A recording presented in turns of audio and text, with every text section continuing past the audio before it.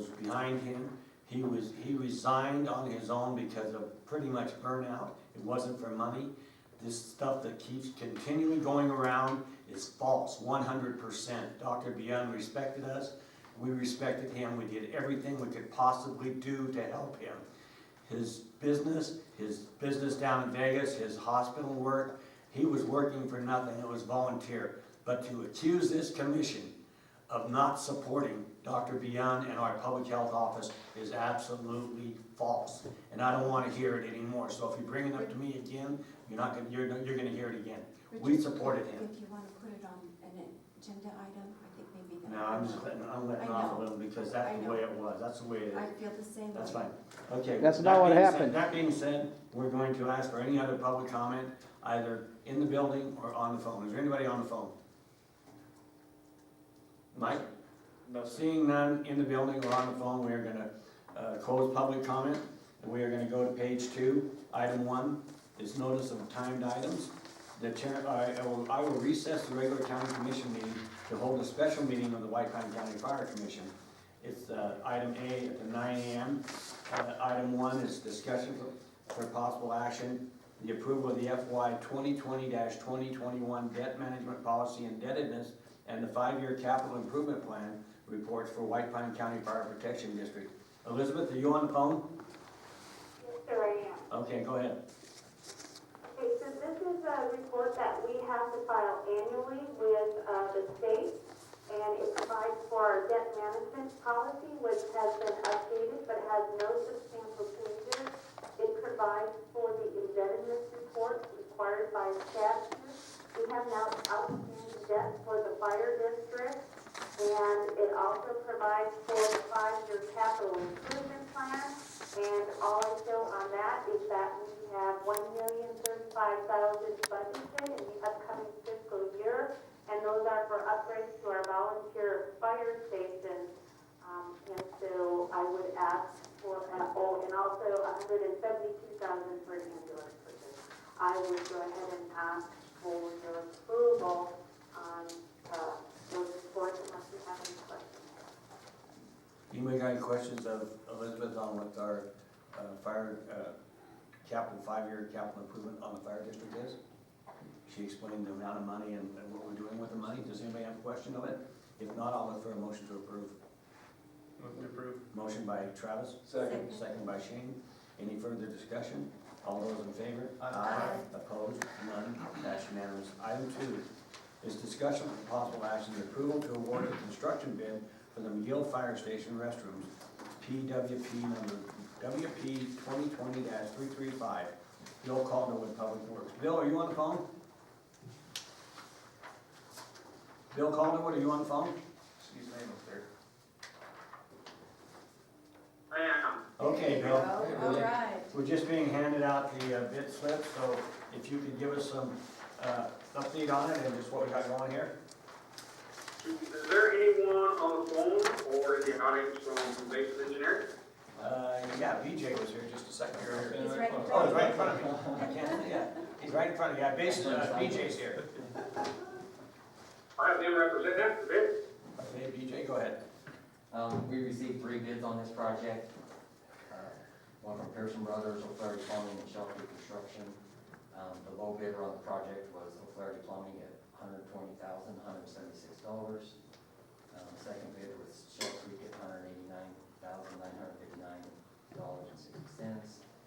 And Pearson's were third at $283,000. And so it's our recommendation that we award this to the low bidder, O'Flaherty Plumbing. Our engineer's estimate for the project was $171,000. So we within your guys' budget. A responsive bidder, and unless there's any questions from the legal department, I don't know what the DA's on the phone, if you've got any concerns or anything. We recommend approval. Does the DA's office have any concern on this before we make a motion to accept? Brian or Mike, are you on the phone? Yeah, we do not, as far as I understand. Mike is also on the phone. If I can have Mike, maybe patch him in. He's just called in on his cell phone. he can't be heard, so. Okay. Do you want us to wait till he talks to you and you relay it to us, or what do you want? Well, no, I mean, I'm in the Zoom meeting, sort of audio visual. He has just called in, I just don't know, his phone number should be listed up there, I just don't know if he's audible. Mike is checking it, Mike Johnson's checking it. 2100. Okay. Yeah, 289-2100. Right here. There he is. You're on, Mike. Hey, can you guys all hear me? Yes. Yes, sir. All right, I have no concerns with that particular project. That is the restroom one, so we can move forward. That being said, I'll ask for a motion to approve the low bid from O'Flaherty at $120,176. Motion to approve O'Flaherty, plumbing and heating for amount of $120,176. Motion by Lori, Second? second by Travis. Any further discussion? All those in favor? Aye. Opposed? None. Item 3. Thank you. Item 3 is discussion for possible action, the approval to award the construction bid for the Ruth Fire Station paving, PWP number White Pine 2020-336. Bill, again? We have I am here, and same question, we have, is Dean Day from the engineering present? Yes, he's right here. Go ahead, Dean. Thank you. We had 3 bids. The bids were significantly lower than our estimate. The low bid was JCO Development, $141,540. Rec Brothers were at $155,494. And MKB was $425,470. We have an abnormality in the bid from JCO Development. They did not sign put themselves on the subcontractors list, which is a stupid law, but nevertheless a law. So I don't know, but we recommend if to work JCO Development if the bid is considered to be workable. Otherwise, Rec Brothers bid is really close. And the Ruth one concerns me because we run out of time up there because it's cold. And so I don't know, I hate to delay if we don't have to. We've Okay, done, thank you. Mike, I think we've discussed this, Mike, and Yeah. would you give us your opinion on this, please? Yes, we've had disqualified bidders before for not listing themselves on that stupid, subcontractor list, that they're gonna be doing any of the work themselves. Brian and I had a quick conversation as well. The last time we did this, there were only 2 bidders. The first lowest bidder was disqualified because they didn't list themselves. And we went, and then the second responsive bidder was so far out of budget that we had budgeted that we went ahead and rebid the whole situation. In this case, we want to try to do 2 things. Be consistent, and also we're going to look at our bidding procedures and see if we can find a better way to do this to make sure that subcontractors place themselves on that list. So in this case, under the law, we believe that's not responsive, and so we have to disqualify the lowest bidder and go to the next lowest responsive bidder, which I suppose is Rec Brothers in this situation. And I would recommend we go ahead and award to Rec, I think. And then what we'll do is we'll change our bid paperwork to make sure that, I mean, I don't care if they insert a whole page that says, if you're gonna do any work on this, you must place your name on this subcontractor's list according to NRS.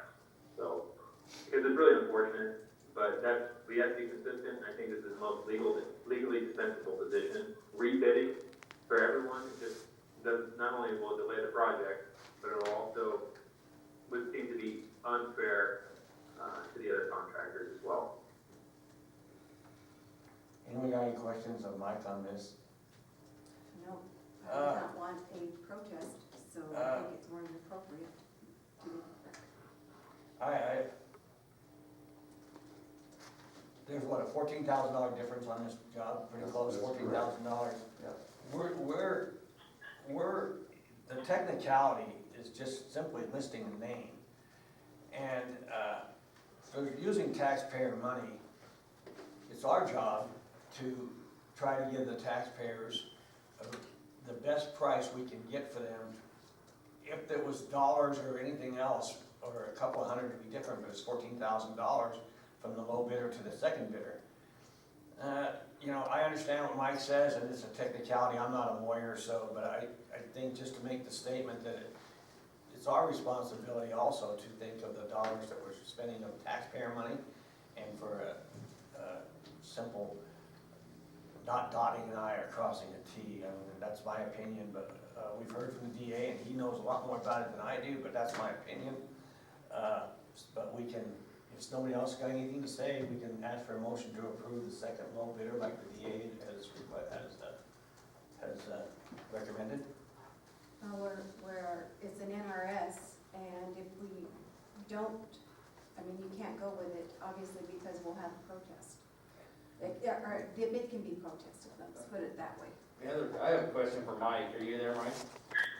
Yeah, go ahead, and I think we're gonna get a protest either way, that's the fun part about this. Yeah.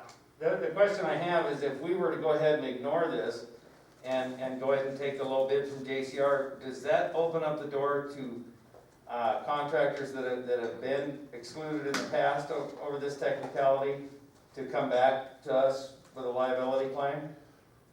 Yeah, I do. Well, in the recent past, yes, not, going up too far from statute of limitations, probably spring action, but it wasn't that long ago that we disqualified a contractor, and I think it may have been Rec Brothers for the same exact thing.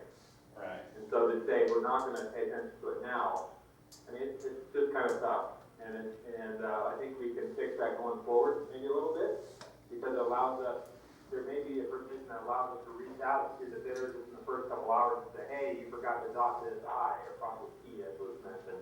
Can you fix that real quick? Yes or no?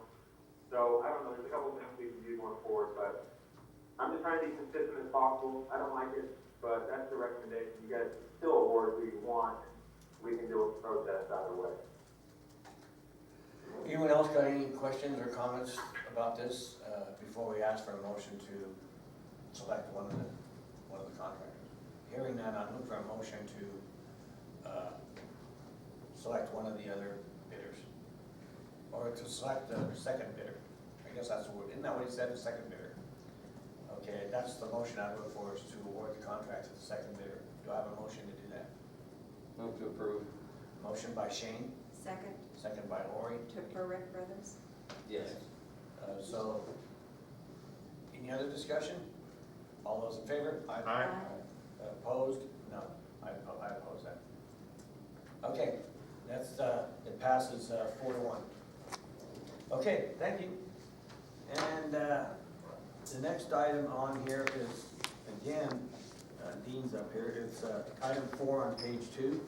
Discussion for possible action, the approval to award the construction bid for the Lund Fire Station paving of PWP White Pine 2020-337. Bill Collingwood, Public Works Director, and Mr. Day is here to address this one as well. Okay, this one is like a rerun here. JCR Development was a low bidder of $167,475,000.